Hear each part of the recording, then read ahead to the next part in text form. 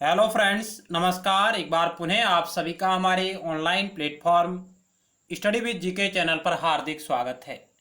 तो आज की हमारी चर्चा का विषय रहेगा राजनीति विज्ञान नागरिक शास्त्र, जिसमें हम राजनीतिक अवधारणा या विचारधारा, जिसमें मुख्यतः उदारवादी विचारधारा पर आधारित अभ्यास प्रश्नों के बारे में हमारी चर्चा रहेगी, जो आगामी परीक्षाओं की दृष्टि से आपके लिए बेहद ही महत्वपूर्ण है। तो आइए शुरुआत करते हैं बिना किसी देरी के। आज की इस अभ्यास श्रृंखला का पहला सवाल आपकी स्क्रीन पर रहा।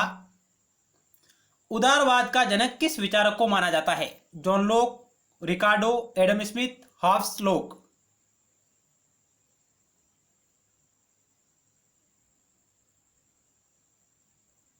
इस सवाल का राइट उत्तर का ऑप्शन ए, जॉन लोक को उदारवाद का जनक माना जाता है।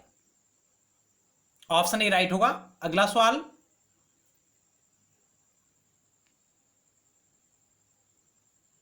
कुछ महत्वपूर्ण फैक्ट भी आपके समक्ष रहेंगे। जॉन लोक को उदारवाद का जनक माना जाता है। अन्य विचारकों में प्रमुख है एडम स्मिथ है, जेरेमी बेंथम है, जॉन स्टुअर्ट मिल है, हर्बर्ट स्पेंसर। ये कुछ प्रमुख उदारवादी विचारक रहे हैं। उदारवाद अंग्रेजी के लिबरलिज्म शब्द का हिंदी रूपांतरण है। इस लिबरलिज्म की उत्पत्ति लैटिन भाषा के लिबर शब्द से हुई है, जिसका अर्थ होता है स्वतंत्र। उदारवाद का उदय यूरोप में पुनर्जागरण व धर्म सुधार आंदोलन से जुड़ा हुआ है। चलते हैं अगली स्लाइड की ओर।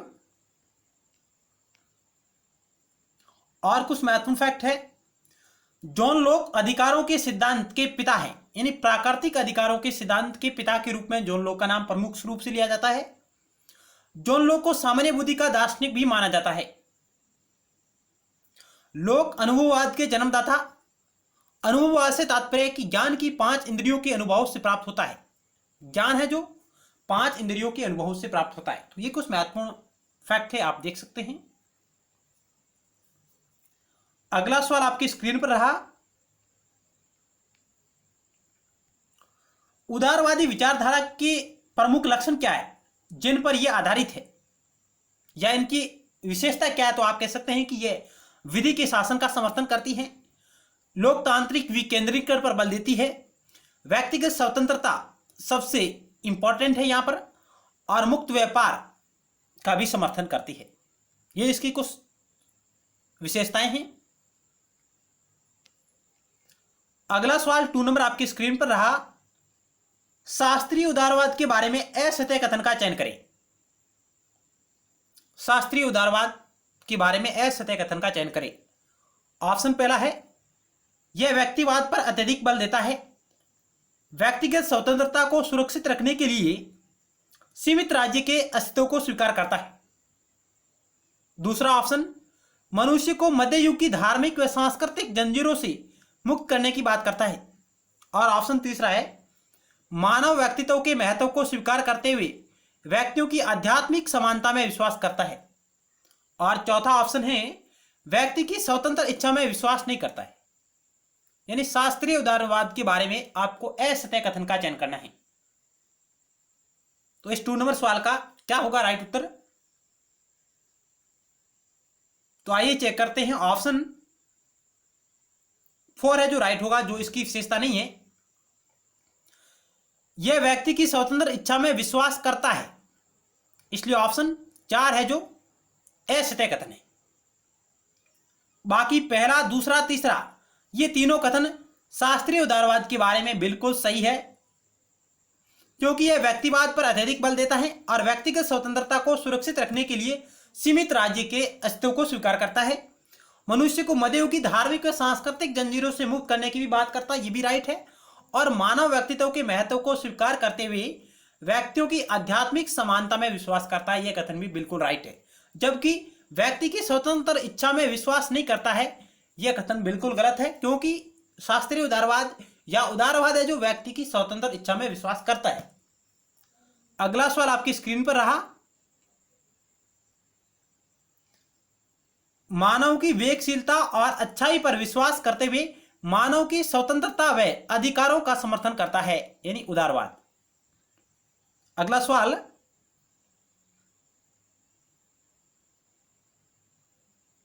3 नंबर आपकी स्क्रीन पर रहा। निम्न कथनों पर विचार कीजिए। पहला कथन है कि परंपरागत उदारवाद राज्य को एक आवश्यक बुराई के रूप में स्वीकार करता है, जबकि आधुनिक उदारवाद राज्य को सामाजिक हित की पूर्ति का सकारात्मक साधन मानते हुए कल्याणकारी राज्य की स्थापना पर बल देता है।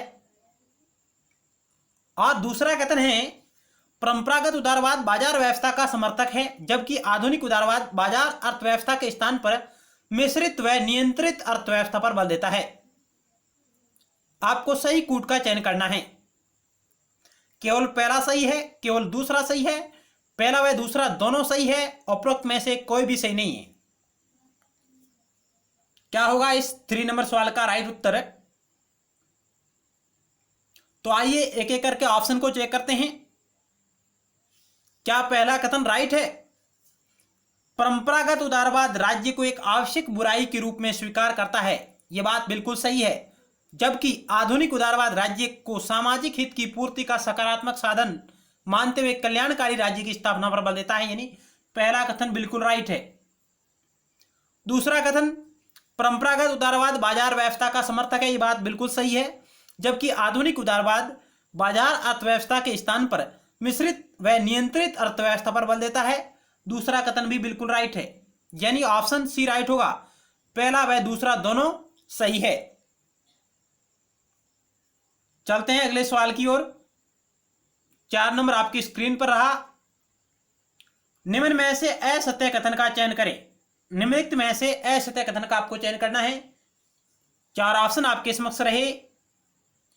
ऑप्शन ए परंपरागत उदारवाद निजी संपत्ति का समर्थन करता है, जबकि आधुनिक उदारवाद निजी संपत्ति पर अंकुश लगाने का पक्षधर है। ऑप्शन बी परंपरागत उदारवाद पूंजीवाद का पर्याय बन जाता है, जबकि आधुनिक उदारवाद पूंजीपतियों पर कर की वकालत करता है तथा समानता की बात करता है। ऑप्शन सी परंपरागत उदारवाद का स्वरूप नकारात्मक है, जबकि आधुनिक उदारवाद की प्रकृति सकारात्मक है। और ऑप्शन डी है उपरोक्त में से कोई नहीं। निम्नलिखित में से असत्य कथन का आपको चयन करना है। 4 ऑप्शन आपके समक्ष रहे, ए, बी, सी और डी।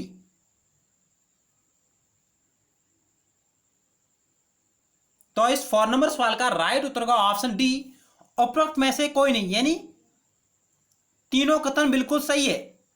ए, बी, सी ये तीनों कथन बिल्कुल राइट है। और यहां आपको असत्य कथन का चयन करना था, इसलिए ऑप्शन डी राइट होगा, उपरोक्त में से कोई नहीं। अगला सवाल आपकी स्क्रीन पर रहा। उदारवादी विचारधारा का निम्न में से कौन सा लक्षण नहीं है? केंद्रीकरण, विकेंद्रीकरण, संविधानवाद, लोकतंत्र। उदारवादी विचारधारा का निम्न में से कौन सा लक्षण नहीं है?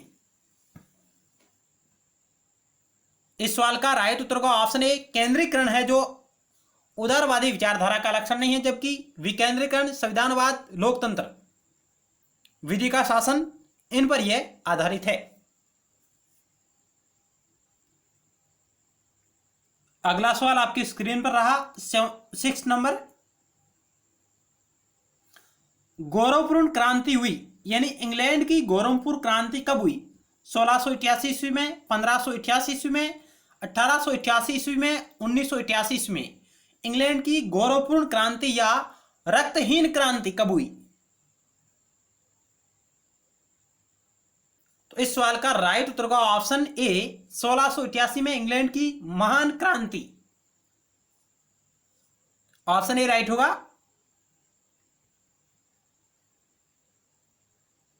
गौरवपूर्ण क्रांति सन 1688 में इंग्लैंड में हुई।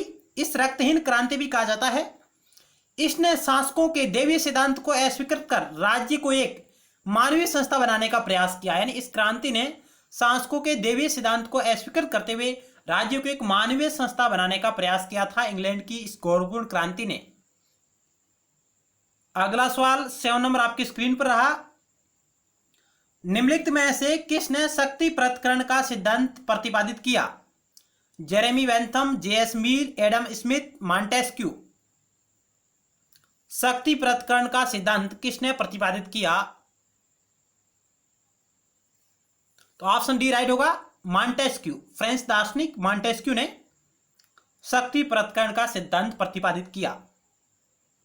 तो आइए कुछ महत्वपूर्ण फैक्ट आपके समक्ष रहे। सर्वप्रथम अरस्तु ने सरकार के शक्ति को असेंबली, मजिस्ट्रेसी तथा जुडिशरी नामक 3 विभागों में बांटा था। यानी अरस्तु महोदय ने, यूनानी विचारक, जहां पर सरकार की शक्ति को 3 विभागों में बांटने की बात हमारे सामने आती है, असेंबली, मजिस्ट्रेसी और जुडिशरी। लेकिन यह शक्ति के प्रवर्तन की सुचारू तथा संगठित परिभाषा नहीं थी।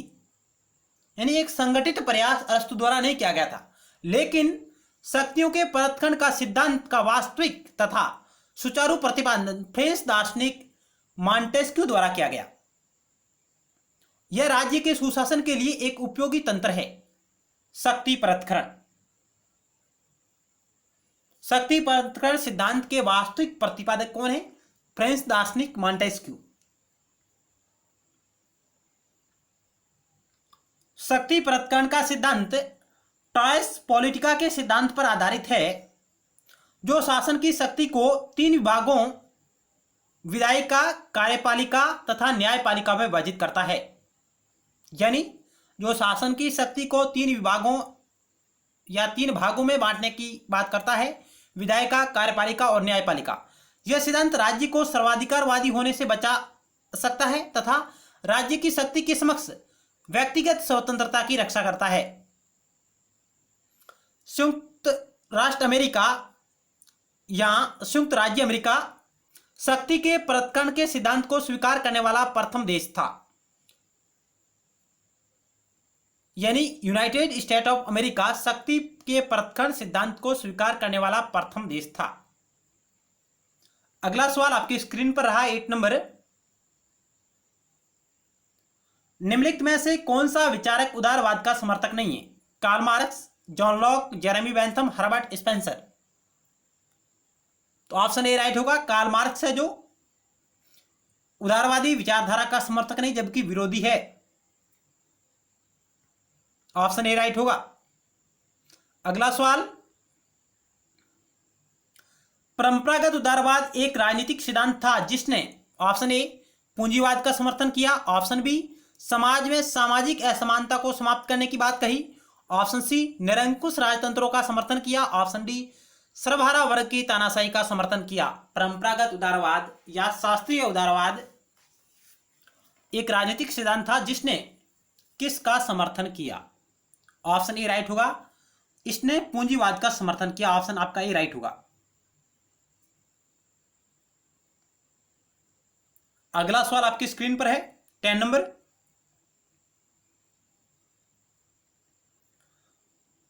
निम्न में से असत्य कथन का चयन कीजिए। ऑप्शन ए उदारवाद व्यक्ति प्रेमी विचारधारा है, ऑप्शन बी यह व्यक्ति को साध्य तथा राज्य को साधन मानती है, ऑप्शन सी यह व्यक्ति को साधन तथा राज्य को साध्य मानती है, ऑप्शन डी व्यक्ति की स्वतंत्रता व अधिकारों पर बल देती है।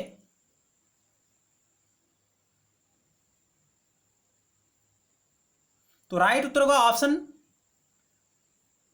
सी, जो बिल्कुल असत्य कथन है। यह व्यक्ति को साधन तथा राज्य को साध्य मानती है, यह बात बिल्कुल गलत है, क्योंकि उदारवादी विचारधारा व्यक्ति को साध्य तथा राज्य को साधन मानती है। यानी ऑप्शन ए, बी और डी तीनों सही है, जबकि ऑप्शन सी है जो गलत है। उदारवाद व्यक्ति प्रेमी विचारधारा है, यह व्यक्ति को साध्य तथा राज्य को साधन मानती है, और राज्य एक कृत्रिम संस्था यह भी मानती है, और व्यक्ति की स्वतंत्रता व अधिकारों पर बल देती है। अगला सवाल,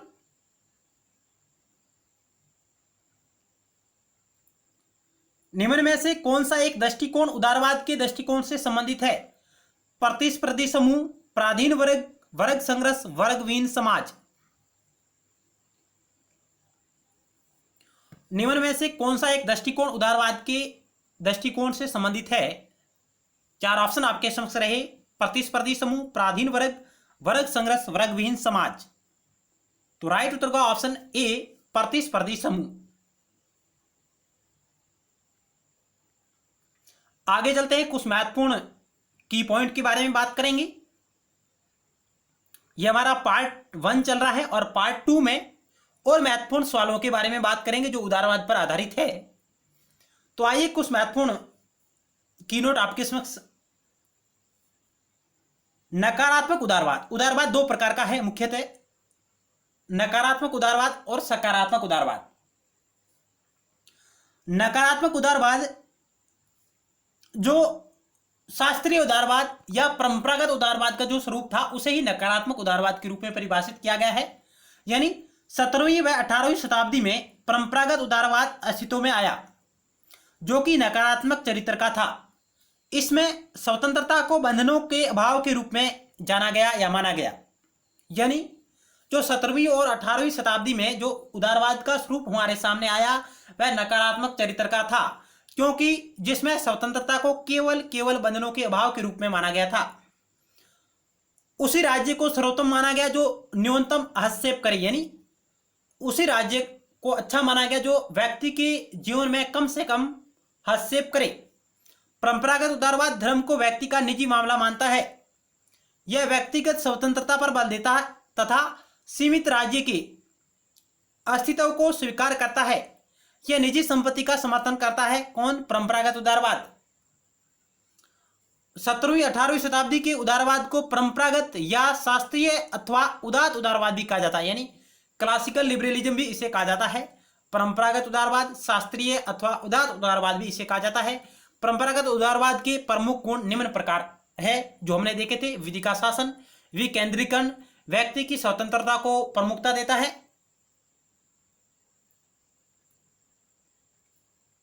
आगे चलते हैं। सकारात्मक उदारवाद। सकारात्मक उदारवाद लोक कल्याणकारी राज्य का समर्थन करता है। इसमें निजी संपत्ति पर अंकुश लगाने व पूंजीपतियों पर कर की वकालत की जाती है, यानी निजी संपत्ति पर अंकुश लगाने तथा पूंजीपतियों पर टैक्स लगाने की वकालत की जाती है सकारात्मक उदारवाद में, और यह लोक कल्याणकारी राज्य का समर्थन करता है। सबसे महत्वपूर्ण बात यह है। सकारात्मक उदारवाद के साथ मुख्यतः टी.एच. ग्रीन का नाम लिया जा सकता है।